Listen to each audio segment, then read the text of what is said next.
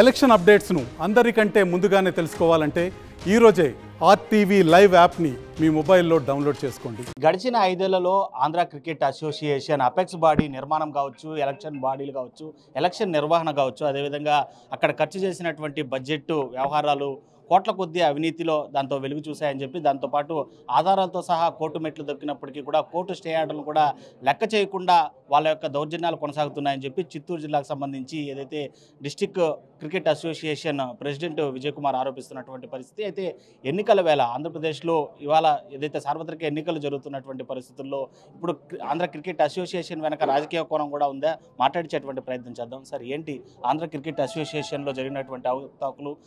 గడిచిన 5 ఏళ్లుగా జరుగుతున్న అపెక్స్ బాడీ నిర్మాణం నియామకంలో కూడా అవకతవకలు ఉన్నాయి, కొన్ని కోట్ల కొద్ది అవినీతి జరుగుతుంది అంటున్నారు. ఏంటి అసలు, ఎప్పటి నుంచి ప్రారంభమైంది ఈ అపెక్స్ బాడీ నిర్మాణము? ఎన్నికల విధానంలో కూడా అవకతవకలు జరిగాయని చెప్తున్నారు. ఏంటి జరిగినటువంటి విషయాలేంటి?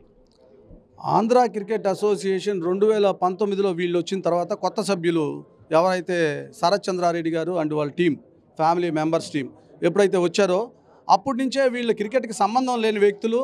వీళ్ళు ఏ క్లబ్లో మెంబర్లు కాదు, ఏ జిల్లా అసోసియేషన్లో మెంబర్లు కాదు, స్టిల్ డేట్ వరకు మెంబర్లు కానప్పటికీ ఆంధ్ర క్రికెట్ అసోసియేషన్లోకి వచ్చి అధికార బలంతో, వాళ్లకున్న డబ్బు అహంకారంతో ఆంధ్ర క్రికెట్ అసోసియేషన్లో ఉన్న సభ్యుల్ని భయభ్రాంతులకు గురిచేసి ఎన్నికల విధానం అనేది లేకుండా నామినేటెడ్ పద్ధతిలో యునానిమస్గా ఎన్నికైనట్టు వాళ్ళే అనౌన్స్ చేసుకోవడం జరిగింది.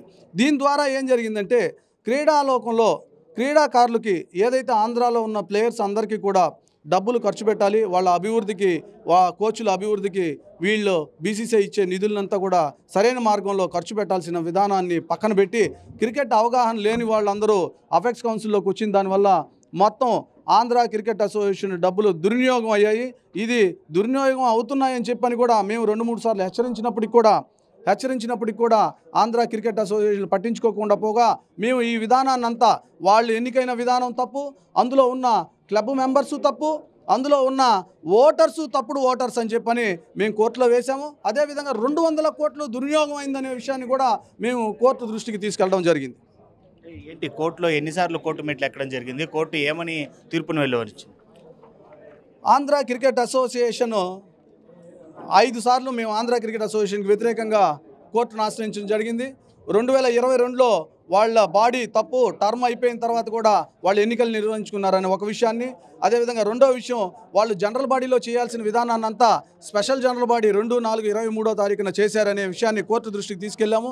అందులో ఏపీఎల్, ఉమెన్ ఏపీఎల్, బడ్జెట్, అదేవిధంగా సిఎస్సి కమిటీ ఇవేవి కూడా జరపడానికి వీలు లేదని కోర్టు తీర్పు ఇచ్చినప్పటికి కూడా దాని మీద వాళ్ళు అప్పీల్ వెళ్ళిన తర్వాత డివిజనల్ బెంచ్ వాళ్ళకి రిలాక్సేషన్ ఇచ్చింది. ఎవరైతే ఎంప్లాయీస్ ఉన్నారో, క్రికెట్ ప్లేయర్స్ ఉన్నారో వాళ్ళకి ఇబ్బంది లేకుండా మీరు డే టు డే యాక్టివిటీస్ మాత్రం ఖర్చు పెట్టాలి తప్ప మిగతా దేనికి వాడడానికి వీలు లేదన్నారు. దాని తర్వాత వాళ్ళు సుప్రీంకోర్టుకు కూడా వెళ్ళడం జరిగింది. సుప్రీంకోర్టుకి వెళ్ళినప్పుడు కూడా వాళ్ళకి ఎటువంటి రిలీఫ్ రాలేదు. ఆ కేసు అలాగే ఇంకా కోర్టులో ఉంది. ఆర్డర్స్ రిజర్వ్ ఉన్నప్పటికీ వీళ్ళు జగన్మోహన్ రెడ్డి గారి సొంత ఊరైన, మన గౌరవ ముఖ్యమంత్రి జగన్మోహన్ రెడ్డి గారి సొంత ఊరైన పులివెందులలో ఆయన మెప్పు పొందడానికి కోసం ఆంధ్ర క్రికెట్ అసోసియేషన్ సంబంధించిన డబ్బుల్ని 40 కోట్లని అక్కడ దగ్గర పులివెందులలో ఖర్చు పెట్టారు, స్టేడియం పేరు చెప్పి. అదేవిధంగా వీళ్ళ సొంత భూములు ఏదైతే అపెక్స్ కౌన్సిల్లో శరత్ చంద్రారెడ్డి, గోపీనాథ్ రెడ్డి గారి సొంత భూములు భోగాపురం దగ్గర ఉన్నాయని చెప్పనే ఉద్దేశంతో వాటితో పాటు వాళ్ళకి కావాల్సిన బంధువు పేరు కూడా చెప్తున్నారు, ఆయన విజయసాయి రెడ్డి గారి పేరు కూడా చెప్తున్నారు, ఆయన భూములు కూడా అక్కడ ఉన్నాయంటున్నారు. అక్కడ ఒక ఇంటర్నేషనల్ స్టేడియం కట్టాలని చెప్పనే ఉద్దేశంతో అక్కడ కొన్ని వేల కోట్లు వేచించడం జరిగింది. ఇదే కాకుండా గౌరవ జగన్మోహన్ రెడ్డి గారు ఆంధ్ర క్రికెట్ అసోసియేషన్ స్టేడియం విజిట్కి వస్తే 77 లక్షల రూపాయలు ఖర్చు పెట్టారని చూపిస్తున్నారు. ఇవేదైతే కోర్టు ఉత్తర్వులు ఉన్నప్పటికీ డబ్బుల విధానంలో మీరు కరెక్ట్గా ఉండాలి, ఏ డబ్బు తీయడానికి లేదని చెప్పినప్పటికి కూడా దాన్ని కూడా ఉల్లంఘించి వీళ్ళు ఈ విధమైన దోపిడీకి పాల్పడుతున్నారు. అదే మొన్న జనరల్ బాడీ జరిగినప్పుడు కూడా 4వ తారీఖున, ఈ నెల 4వ తారీఖున మళ్ళీ సేమ్ రిపీట్ చేస్తున్నారు. కాబట్టి ఇంకా ఇది పబ్లిక్కి తెలియాల్సిన అవసరం ఉంది. కాబట్టి మేము ఈ ప్రెస్ మీటింగ్ పెట్టి వీళ్ళకు దోపిడీని వివరించడం జరిగింది. ప్రతి క్రీడాకారుకు కూడా ఇది తెలియాలనే ఉద్దేశంతోనే ఈ పని చేస్తున్నాం.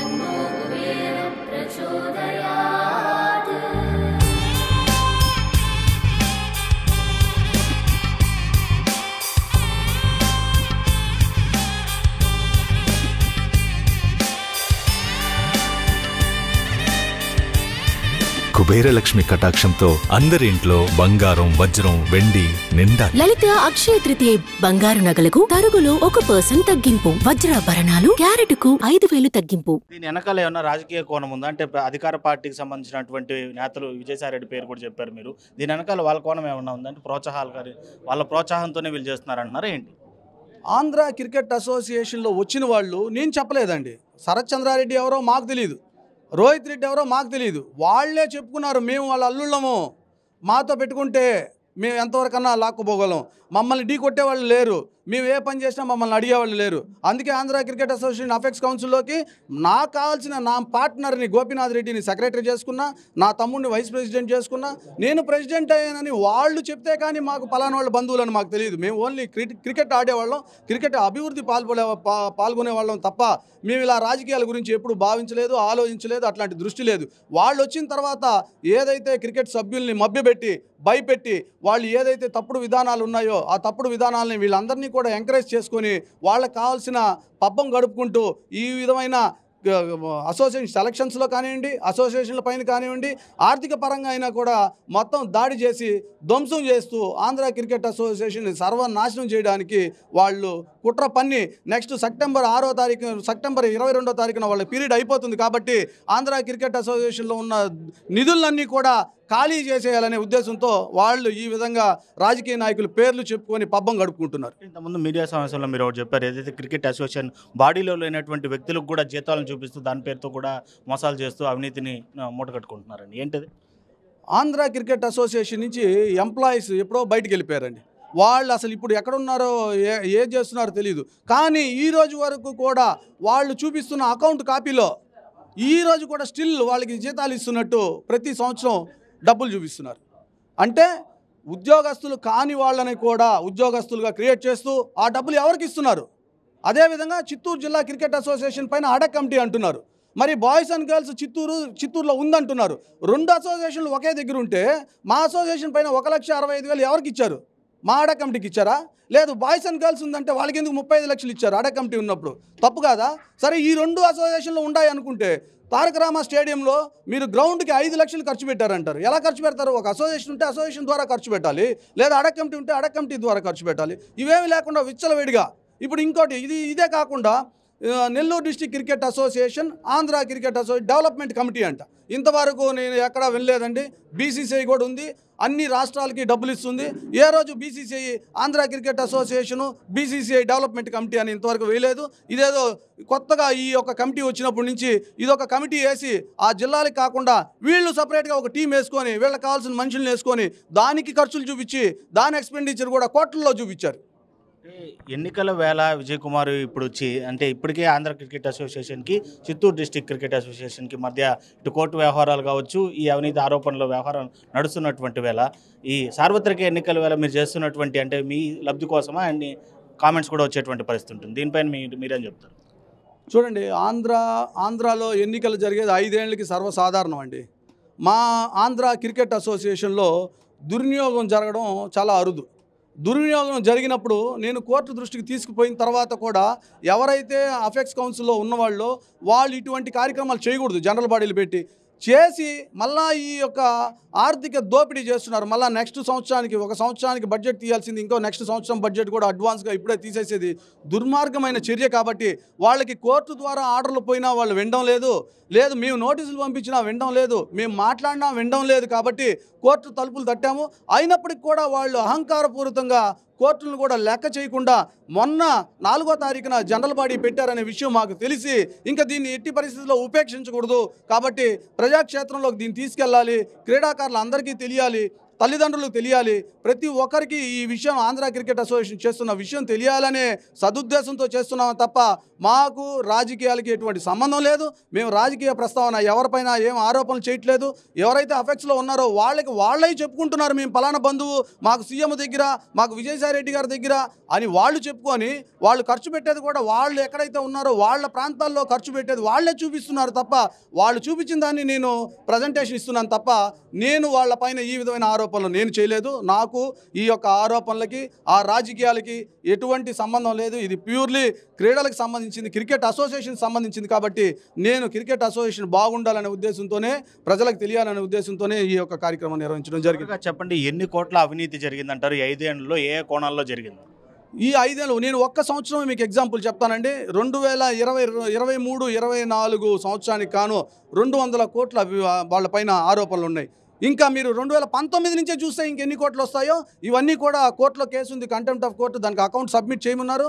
అకౌంట్ సబ్మిట్ చేసిన రోజు మేము ఆ అకౌంట్స్ అన్నీ తీసుకొని కులాకుశంగా మేము కూడా ఎంక్వైరీ చేయించి ఆ తర్వాత కోర్టు దృష్టికి ఏ విధంగా తీసుకెళ్తే మంచిదని చూసుకొని దాని మీద ఎంక్వైరీ చేసే విధంగా మేము కూడా ముందు అడుగులేస్తాం. Right sir, thank you. అది మొత్తం మీద ఏదైతే ఆంధ్ర క్రికెట్ అసోసియేషన్లో అధికార పార్టీ అండదండలతో వాళ్ళ పేర్లు చెప్పుకొని కూడా అవినీతిని మూటగట్టుకోవడమే కాకుండా ఇటు ప్లేయర్ల నియామకం, ఎంపిక కావచ్చు, అదేవిధంగా అసోసియేషన్ బాడీ నిర్మాణంలో కావచ్చు, అన్నీ కూడా అవకతవకలుగానే జరుగుతుంది. దీనిపైన కోర్టు తలుపులు తట్టినప్పటికీ కూడా, స్టే ఆర్డర్ ఉన్నప్పటికీ కూడా ఏమాత్రం లెక్క చేయకుండా కంటెంప్ట్ ఆఫ్ కోర్టుకు వెళ్తూ కూడా అవినీతి సొమ్మును మూటగట్టుకోవాలనేటువంటి ప్లాన్తో వెళ్తున్నారు. ఇలా జరిగితే ఆంధ్రప్రదేశ్లో ఉండేటువంటి క్రీడాకారులు అభివృద్ధికి నిజంగానే ఇది ఒక కుంటుపడేటువంటి వ్యవస్థగా మారుతుంది. దీనిపైన ప్రశ్నించాలని చెప్పే ఇటు ప్రజలందరికీ కూడా ఈ అవినీతి భాగవతం తెలియాలనే తాను ఇవాళ మీడియా ముందుకు వచ్చినట్లు కూడా Chittoor district cricket association president Vijay Kumar చెప్తున్నటువంటి పరిస్థితి. వీడియో జర్నలిస్ట్ మణికంఠతో Lokesh reporting for RTV, Tirupati.